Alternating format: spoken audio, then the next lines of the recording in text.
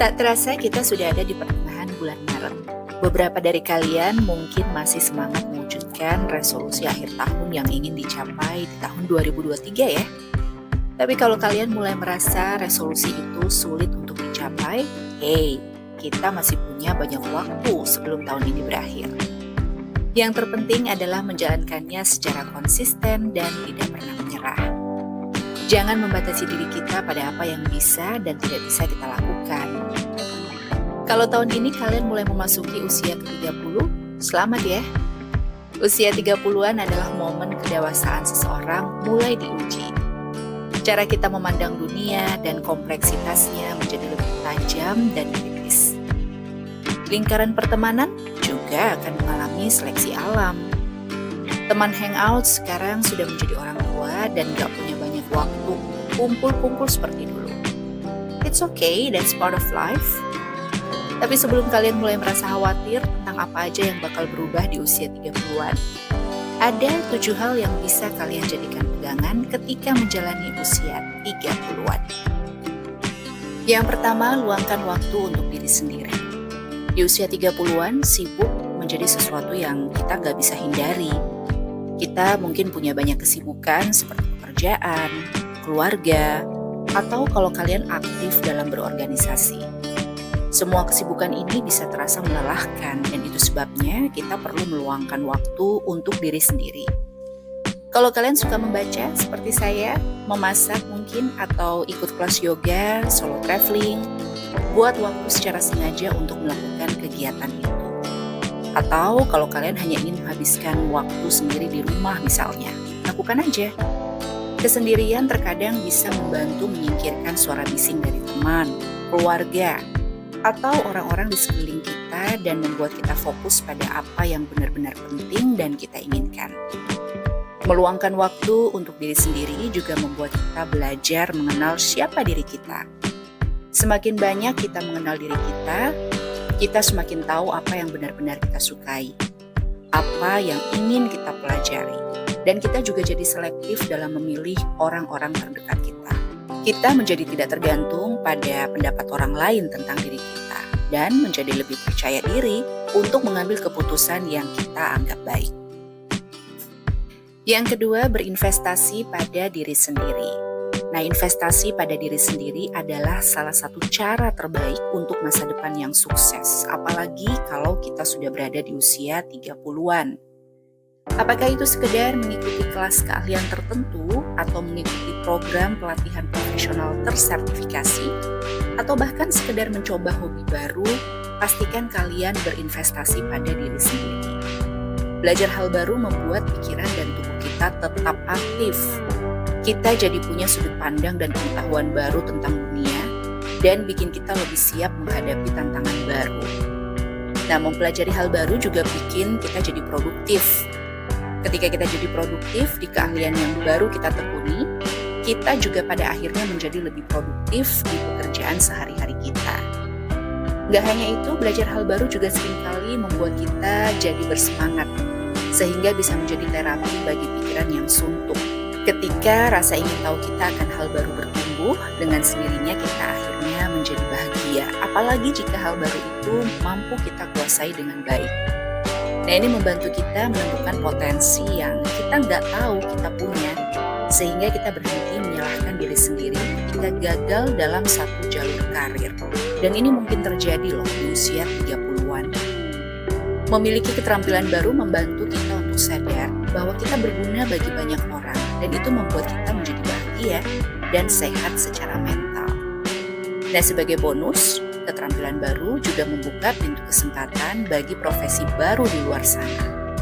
Mungkin kalian tidak perlu sampai berhenti bekerja, tapi kalian bisa menekuni bidang baru itu dengan menjadi pekerja paruh waktu.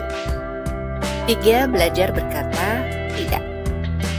Belajar berkata tidak mungkin sulit, tapi ini adalah sesuatu yang harus kalian latih di usia 30-an. Dengan mengatakan tidak pada beberapa hal, kalian bisa fokus pada hal-hal yang paling penting bagi diri sendiri, dan memastikan bahwa kalian tidak terlalu memaksakan diri pada hal-hal yang kurang begitu penting. Sering mengatakan tidak mengubah cara otak kita berpikir dan bereaksi terhadap sebuah situasi. Dan ini memungkinkan kita untuk lebih mampu membuat keputusan bagi diri sendiri. Efeknya pun luar biasa pada kesehatan mental kita, karena memungkinkan kita untuk lebih menghargai diri sendiri. Gak enakan membuat diri kita menjadi terbatas dan melakukan sesuatu dengan setengah hati. Hasilnya juga akhirnya menjadi tidak maksimal, sehingga membuat kita merasa gagal ketika tidak memberikan hasil sesuai yang diinginkan orang lain. Setiap kali mengatakan tidak pada satu hal, kita sebenarnya sedang mengatakan ya pada hal lain. Berkata tidak berarti menyimpan waktu dan energi kita untuk terlibat dalam aktivitas lain yang mungkin lebih positif. Kalau kalian merasa tidak enak karena menolak seseorang, coba ubah respon kalian. Tawarkan untuk melakukan sesuatu di lain waktu yang memang kalian kuasai dan ingin lakukan. Yang keempat, jaga kesehatan. Hey, tubuh kita berubah seiring bertambahnya usia. Ketika kita mencapai usia 30, kita kehilangan lebih banyak massa tulang daripada yang bisa dihasilkan tubuh. Karena itu, penting bagi kita untuk memprioritaskan kesehatan di usia 30-an. Menjaga kesehatan tidak hanya memiliki dampak pada kualitas hidup sehari-hari, tapi juga punya dampak signifikan pada kesejahteraan jangka panjang dan kebahagiaan kita secara keseluruhan. Kita semua pasti tahu ya manfaat hidup sehat. Tubuh yang sehat mampu membakar kalori lebih efisien, yang artinya dapat membantu kita menurunkan berat badan atau mempertahankan berat badan. Kesehatan yang baik juga membantu tubuh melawan penyakit dan infeksi, yang pada akhirnya membantu kita tetap sehat dan mengurangi resiko penyakit serius. Ketika tubuh dalam keadaan sehat, kita juga akan memiliki lebih banyak energi untuk melakukan hal-hal yang kita sukai karena tidak cepat merasa lelah. Kesehatan yang baik juga dapat meningkatkan kesehatan mental kita. Olahraga yang rutin dapat meningkatkan hormon serotonin yang membuat kita merasa lebih bahagia dan berpikir positif, serta menghindarkan kita dari depresi. Kelima, buat anggaran keuangan. Anggaran keuangan atau budgeting memungkinkan kita untuk tidak membelanjakan lebih dari yang kita hasilkan, sehingga kita mampu merencanakan pengeluaran jangka pendek dan panjang. Perencanaan keuangan yang tepat membuat kita mengetahui tujuan dari jangka panjang kita dan bagaimana kita bekerja untuk mencapainya. Di usia 30-an ada banyak hal yang bisa menyita perhatian kita dan menuntut kita untuk membelanjakan uang yang kita hasilkan. Kalau kita terlena dan tidak mempunyai perencanaan keuangan yang realistis, pada akhirnya kita hanya akan menghamburkan uang untuk hal-hal yang tidak penting. Pertanyaannya, apakah kita punya dana yang cukup untuk membeli rumah atau memastikan usia pensiun kita sejahtera? Anggaran memaksa kita untuk memetakan apa yang ingin kita capai dan bagaimana cara mencapainya. Coba paksa diri kalian untuk membuat anggaran dan lihat berapa uang yang kalian miliki dan berapa uang yang kalian keluarkan setiap bulannya. Kalau uang yang kalian hasilkan cenderung habis di tengah bulan, kalian perlu melihat kembali pos pengeluaran. Mana yang bisa kalian batasi atau mungkin kalian bisa hilangkan di bulan selanjutnya. Ingat, kita tidak bisa memprediksi masa depan, sehingga penting untuk kita berjaga-jaga dan menyisihkan sebagian uang yang kita hasilkan sebagai dana darurat atau bahkan dana pensiun. 6. Membangun hubungan. Sebagai makhluk sosial, kita tentu tidak bisa hidup tanpa orang lain kan? Menjalin hubungan dengan orang-orang yang memiliki pengalaman dan perspektif yang berbeda dapat membantu kita tumbuh dan belajar. Kita bisa belajar tentang depresi tanpa perlu mengalami depresi itu sendiri. Begitu pula kita bisa belajar tentang kesuksesan orang lain, sekalipun jalan menuju kesuksesan berbeda satu dengan yang lain. Ketika kita membangun hubungan dengan orang lain, kita juga melatih diri untuk berempati pada keadaan mereka. Selain itu, ada banyak kesempatan karir yang akan terbuka ketika kita bertemu dengan banyak orang.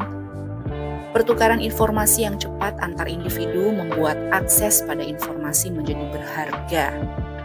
Jadi jangan tutup dirimu pada perjumpaan dengan orang baru. Mereka mungkin hadir membawa peluang, kesempatan, dan hal positif lainnya bagi kalian. Memang tidak semua orang baru pasti membawa hal positif, dan untuk itu kalian harus tetap bijak dan waspada ketika bertemu dengan orang baru. Tak ada salahnya menyapa duluan ketika berada dalam satu ruangan dengan orang yang tidak kalian kenal, tapi ketika pembicaraan menjadi tidak pantas, atau mungkin bertentangan dengan nilai moral kalian, kalian berhak untuk memutus pembicaraan dan berlalu. Yang terakhir, hidup dengan kesadaran penuh. Ketika kita hidup dengan kesadaran penuh, kita menjadi sadar akan banyak hal yang tampak kecil dan terlewatkan. Perhatian secara penuh bisa berarti memperhatikan rasa lelah di wajah atasan kita saat meeting mungkin sedang berlangsung. Atau bisa juga berarti kita mendengarkan nada sedih pada saat teman kita sedang membicarakan tentang keluarganya. Atau kita merasakan hangatnya matahari pagi saat sedang berolahraga. Di zaman yang serba cepat seperti saat ini, sulit rasanya untuk memfokuskan diri pada satu hal tertentu. Ada banyak informasi hilir mudik silih berganti menuntut perhatian kita sehingga fokus kita mudah menjadi terpecah. Di satu situasi, pikiran kita mengembara ke hal-hal yang mungkin terjadi di masa lalu, kemudian tiba-tiba kembali ke masa kini. Ini mungkin kebiasaan yang banyak orang lakukan tanpa sadar, termasuk saya. Dan pada akhirnya tidak tahu cara untuk hadir secara penuh di masa kini. Coba kalian ingat-ingat, apakah kalian pernah memikirkan tentang liburan yang akan datang di saat sedang meeting sebuah proyek bersama tim?